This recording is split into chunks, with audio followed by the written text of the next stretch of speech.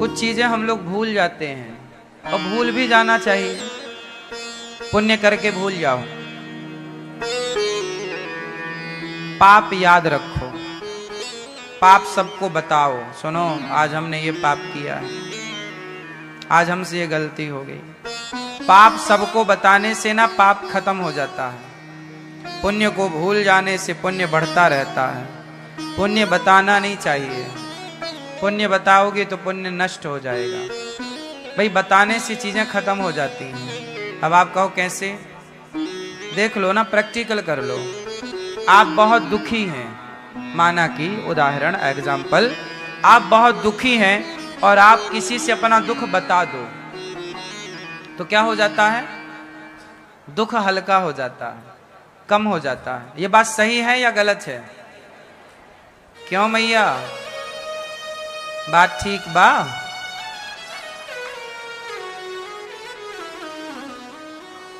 ठीक है ना? हम दुख बताते हैं तो हमारा दुख कम हो जाता है।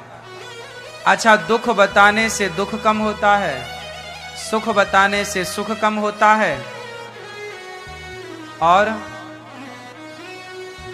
पाप बताने से पाप कम होता है, पुण्य बताने से पुण्य कम होता है। देखो मोदी जी ने बता दी थी कि हम 400 लाएंगे, कम हो गए कि नहीं सीटें? तो जो बता देंगे वो कम हो जाएगा। मोदी जी ने बोला ना 400 पार, कम हो गई ना सीटें। जो बता दिया जाता वो कम हो जाता। प्रैक्टिकल कर लो आप इस चीज का। कुछ चीजें बताई नहीं जाती, पर कुछ लोग खुशी खुशी में, भाव आवेश में सब बता देते हैं। क्या बताना चाहिए? हमसे पाप हो गए हैं। क्यों? पाप बताओगे तो पाप कम हो जाएगा, पाप बताओगे तो पाप कम हो जाएगा, पुण्य बताओगे तो पुण्य कम हो जाएगा, सुख बताओगे तो सुख कम हो जाएगा, दुख बताओगे तो दुख कम हो जाएगा। जो बताओगे वो कम होगा। अब ये देख लो बताना क्या है। सिद्धांत शास्त्रों के हैं, अमल जरूर करना चाहिए।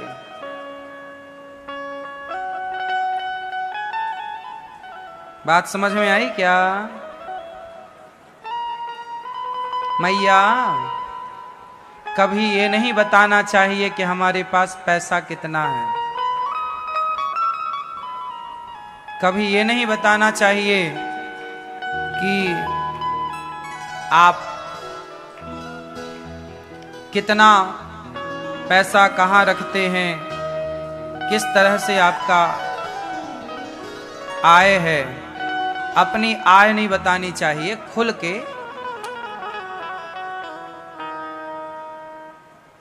कुछ चीजें छिपा के रखनी चाहिए। इसलिए तो कहते हैं लक्ष्मी को पर्दे के अंदर रखना चाहिए। भोजन, भजन और धन, ये सब पर्दे के अंदर की चीजें हैं। लक्ष्मी, भोजन, भजन, लक्ष्मी। लक्ष्मी बेटी को भी कहते हैं, इसलिए बेटी को भी पर्दे के अंदर रखने की परंपरा रही है। अब तो पर्दे ही नहीं बचा, अब तो पर्दा ही नहीं रहा। तो जो चीजें थी उसे फॉलो करते तो बहुत अच्छा था, पर नहीं करते लोग। चलो, तो आप लोग भागवत जी का पाठ जो सुनते हैं, वह भागवत जी का पाठ जब आप भागवत सुनते हैं तो सुन करके आप भागवत जी का पोथी पाठ करा के भूल जाते हैं। और भूल जाना अच्छा है, क्योंकि आप भूल जाइए। पुण्य करिए और भूल जाइए, पाप करिए और सबको बताइए। लेकिन आप उल्टा करते हैं, पाप छिपा के रखते हैं और पुण्य का ढिंडोरा पीटते हैं। कुछ लोग तो पहले तीर्थ यात्रा करके जब घर जाते थे ना, तो बैंड बाजे बुलवाते थे। सुनो, बैंड बाजे बज रहे, लोग बोले क्या हुआ? अरे हम तीर्थ करके आए हैं, चारों धाम। सबको चिरौंजी बांटते पूरे गांव में जा जाके। कुछ लोग तो तीर्थ यात्रा करते ही इसलिए हैं कि हम सबको बताएं। अब जैसे वृंदावन लोग आते हैं तो गुरुजी से मिलने आएंगे, वृंदावन आएंगे, तो उन्हें गुरुजी से मतलब नहीं है, वृंदावन से मतलब नहीं है, बस फोटो खींचनी चाहिए। गुरुजी को लात लग रहा है, लगता रहे धक्का, गुरुजी के दांत टूट जाएं, पर अपनी फोटो बड़ी आनी चाहिए। गुरुजी की छाती में भी पांव रख के फोटो खिंचानी पड़े तो खिंचा लेंगे, फोटो बड़ी आनी चाहिए। उन्हें गुरुजी से कोई मतलब नहीं, वो गुरुजी के ज्ञान से कोई मतलब नहीं, जो सुनाया जा रहा उससे कोई मतलब नहीं, बस फोटो चाहिए, क्योंकि वो सबको दिखाएंगे ना कि हम गए थे।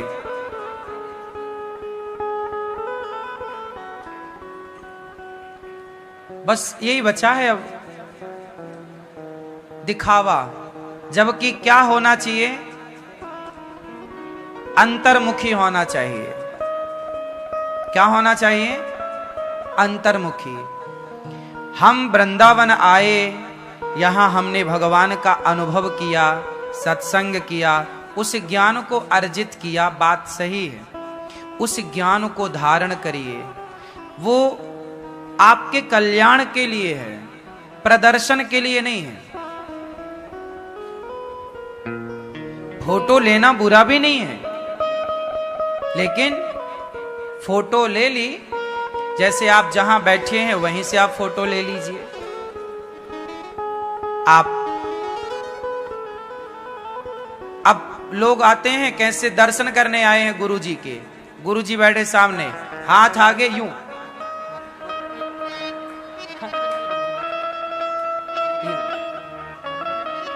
अब हाथ कहां है कोई पता नहीं, बस यूं फोटो खिंच गई, बस गुरुजी जहां चूल्हे में हम चले।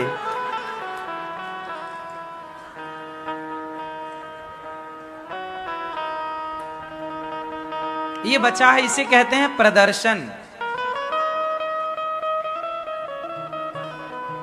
फोटो लेना बुरा नहीं है, एक आध फोटो ले लो। अब कुछ लोग क्या कहते हैं, गुरुजी एक सेल्फी, अच्छा ठीक है भैया ले ले, पर वो यदि खड़े हो जाओ उनके साथ एक सेल्फी के लिए, तो एक, फिर दो, फिर मोबाइल टेढ़ा करके, और फिर बैठ के, फिर एक रील, मतलब सारी हदें पार।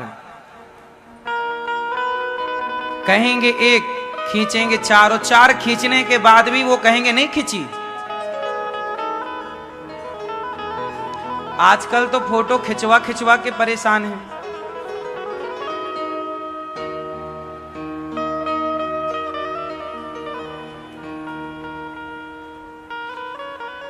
कुछ लोग क्या कहते हैं, हम बहुत दूर से आए हैं। काहे के लिए आए हो, एक फोटो ले लीजिए। तो इतनी दूर से फोटो खिंचाने आए हैं। फोटो खींचना बुरा नहीं है, एक मर्यादित, एक सिस्टमैटिक, एक जहां आप हो वहीं से लो। आप ज्ञान, आजकल क्या है, फायदा क्यों नहीं मिलता चीजों का, क्योंकि हम उस गहराई तक उतरते ही नहीं है। भाई हमें भूख लगी है बहुत कड़ाके की, तो कड़ाके की भूख लगी है तो भैया 5 रोटी 6 रोटी तो चाहिए, 4 से ऊपर ही ना चाहिए, अच्छी भूख लगी हो तो। अब भूख तो बहुत लगी है पर मिल रही है रोटी एक, तो एक रोटी से कैसे काम बनेगा। उसी तरह आत्म कल्याण की भूख तो है, उसके लिए चाहिए ज्यादा सत्संग, ज्यादा कथा, ज्यादा चिंतन, पर शरीर को, मन को चिंतन मिल रहा है कम। समझो, जैसे शरीर की भूख रोटी है, शरीर की भूख कौन मिटाता है, पेट की भूख कौन मिटाता है, रोटी पेट की भूख मिटाती है। उसी तरह मन की भूख भी सत्संग मिटाता है। चिंतन, सत्संग करो, फिर मनन करो। क्या करो, मनन, चिंतन करो। तो जब आत्म चिंतन होगा, ध्यान होगा, तो मन की भूख मिटेगी, मन को उसका आहार मिल जाएगा। मन का आहार है मनन। मन का आहार क्या है, जोर से, मन का आहार क्या है, मनन। चिंतन, जैसे पुरानी भाषा है, ये लोग कहते हैं मनन करो, मीन्स चिंतन करो, आत्म मंथन, आत्मचिंतन। तो आत्मचिंतन की आवश्यकता है बहुत ज्यादा।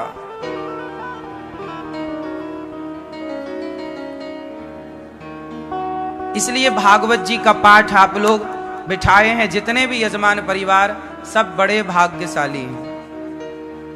सबने अपने कल्याण के लिए जो आप लोगों ने किया है, आप करके भूल जाओगे, पर मुझे पता है कि उस भागवत जी का पाठ जो आज आपने कराया, सुना, इसका फल देर सवेर आखिरी तक, इस जन्म से उस जन्म तक वो मिलकर रहेगा, जहां उसकी आवश्यकता लगेगी।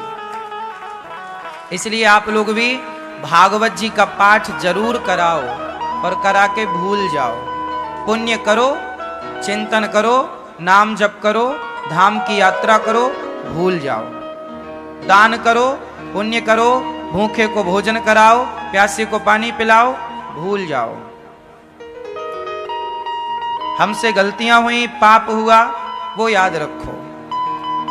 और हमारे जो पाप हैं वो भी सबको मत बताओ। कुछ बातें सबको भी नहीं बतानी चाहिए, सबको बताओगे तो वो डिंडोरा पीट देंगे। इसलिए भगवान को बताओ। जो आप सबको नहीं बता सकते वो भगवान को बताओ, तो भगवान को बताने से भी वो चीजें हल्की हो जाती हैं, खत्म हो जाती हैं। बस बताओ, अंदर मत रखो, भगवान से कह दो। जो आप हमसे नहीं कह सकते, जो आप परिवार से नहीं कह सकते, पड़ोसियों से, मित्र दोस्तों से नहीं कह सकते, वो भगवान से कहो। पर कहो, अंदर मत रखो कोई चीज। आप लोग कहते नहीं है ना, इसलिए डिप्रेशन में चले जाते हैं, चिंताएं ज्यादा हैं। कहते नहीं, कहो ना भगवान से, कहो। भगवान के सामने थोड़ा रोया भी करो। क्यों?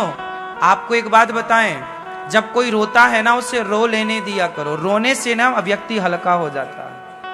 बात सही है क्या? कोई बहुत दुखी है और आपको देख के रोने लग गया, तो उससे थोड़ा रोने दिया करो, जल्दी चुप ना कराया करो, थोड़ा रो लो। रो लेने से क्या, सिसक के रो लेगा ना, वो हल्का हो जाएगा, फिर बात कर लो। अब कुछ लोग क्या, रोना मत, रोना मत। काहे नहीं रोना, काहे नहीं रोना? अरे रोने दो, थोड़ा रोने दो। रोने से अच्छा होता है। ज्यादा नहीं रोना है, पर रोया करो। अच्छा, स्त्रियां तो अच्छी हैं, रो लेती हैं, पर पुरुष लोग नहीं रोते। इसलिए पुरुषों को हार्ट अटैक ज्यादा होता है। हार्ट अटैक ज्यादा, क्योंकि रोते ही नहीं है। सारी अंदर की चीजें भरी भरी रह जाती हैं, सब ब्लॉक हो जाता है, फेल हो जाता है, हार्ट फेल, सब खत्म, हैंग हो गया, ब्लास्ट। जरूरत से ज्यादा ट्रांसफार्मर में लोड आ गया, ट्रांसफार्मर ब्लास्ट। ये भी ट्रांसफार्मर ब्लास्ट मींस खत्म। इसलिए पुरुषों को चाहिए कि तुम मंदिर जाओ, किसी को लेकर मत जाओ, अकेले जाओ, एकांत में जाकर बैठो, भगवान को देखो और अपनी सारी बातें भगवान से कहो। कोई दोस्त को सुनाओगे, वो बाद में आपका मजाक उड़ा सकता है। किसी और से कहोगे, वो आपका मिसयूज कर सकता है। भगवान से कहो, कह कह करके रो, इससे आपका बहुत हल्का हो जाएगा। और भगवान जब सुन लेंगे, छोटा सा बच्चा जब माँ के आगे रोता है ना, तो माँ उसे रोने कहाँ देती है। ऐसे ही जब भक्त भगवान के आगे रोएगा, तो भला भगवान उसे कहाँ रोने देंगे, वो पुकार सुन लेंगे। इसलिए किसी से मत कहो, कुछ मत कहो, मंदिर जाओ, भगवान से कहो। वहां जाओ जहां कोई ना हो, किसी को लेकर मत जाओ। आपके पड़ोस वाले मंदिर ही चले जाओ, आपके सोसाइटी गली का जो मंदिर है वहीं जाओ, उसी मंदिर में जाओ, पर जाओ, शांति से बैठो, भगवान के मंदिर में चुपचाप बैठो। आप अपने अंदर की सारी बातें भगवान से कहो। जो गिला शिकवा हो सब भगवान से कहो, पर कहो जरूर।